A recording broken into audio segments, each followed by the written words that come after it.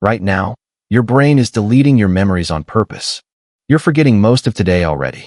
Scientists used to think that was a flaw. Then they studied people who couldn't forget and realized the forgetting was the feature. Stick around, because by the end of this, you'll never think about your own memory the same way again. You've probably had this thought. I wish I could remember everything. Your first kiss, every vacation, every word of every conversation, perfectly preserved. Here's the thing. Someone out there actually has that, and she'd trade it in a heartbeat. Think of your memory like a phone with limited storage. It automatically deletes old files to make room for new ones. Annoying, sure, but it's also why your phone doesn't crash. Now imagine a phone that never deletes anything. Ever. Every photo, every notification, every screenshot, all still open, all the time. That's not a better phone. That's a broken one. That's the analogy we're going to come back to again and again today. Keep it in mind. In 2000, a woman named Jill Price contacted researchers at the University of California, Irvine. She described something she'd lived with since childhood, a non-stop, involuntary stream of memories she couldn't switch off. Give her any date, and she could tell you the day of the week, what she did, what was in the news. Not roughly. Precisely. Researchers eventually gave this condition a name. Highly Superior Autobiographical Memory, or HSAM. It used to be called hyperthymesia, from the Greek word for remembering. Here's the part people get wrong. HSAM isn't like having a photographic memory for facts. People with HSAM aren't necessarily better at memorizing phone numbers, or a shopping list, or the contents of a textbook. Their superpower is narrow. It only applies to one thing, their own life. And here's the detail that seemed small at first, but turned out to matter a lot. This ability appears completely involuntary. They can't turn it off. Ever. So what's actually different in these brains? In 2018, researchers at UC Irvine Center for the Neurobiology of Learning and Memory ran brain scans on people with HSAM while they recalled memories. What they found surprised them.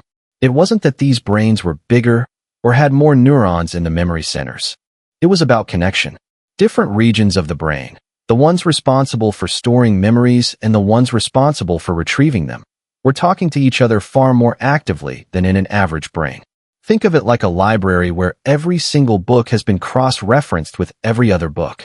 You're not searching for information. It's all just connected, all at once, all the time. Other studies collaborating with institutions like Harvard have started digging into whether genetics plays a role, whether some people are simply born with this wiring. But here's where the story gets complicated. Since Jill Price came forward in 2006, researchers have screened over 600 people who believed they had HSAM. After rigorous testing, fewer than 100 were confirmed. This isn't a skill you can train. It's not mnemonics, or memory palaces, or tricks. Either your brain is wired this way, or it isn't. And that's the detail that slightly breaks what we just explained. If it's just better connections, why can't scientists replicate it, teach it, or even fully explain why it shows up in some brains and not others? But here's where it gets really strange. You'd assume that if someone remembers everything, their memories must be flawless, perfectly accurate, like a video recording. In 2013, researchers at UC Irvine tested this directly.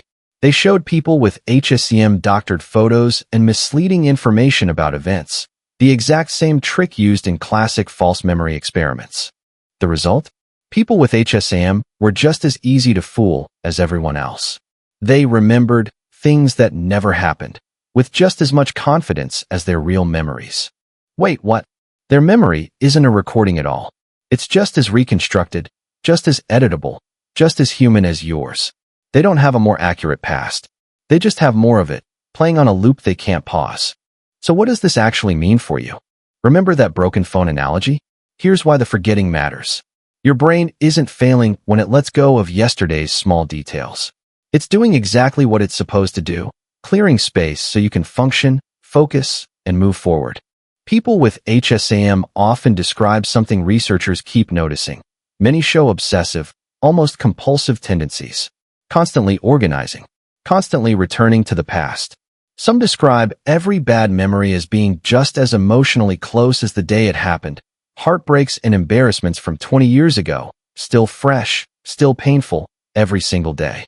This research isn't just curiosity for its own sake, either. Understanding HSAM is helping scientists study the opposite problem, memory disorders like Alzheimer's, by studying what too much retention looks like at the extreme edge of human memory. Forgetting isn't your brain malfunctioning. It's your brain protecting you. Scientists have figured out that HSAM involves unusually connected brain regions. They've figured out it's not trainable, and it's not perfect recall either. But here's what they still can't explain. Why does it appear at all? There's no clear genetic marker yet.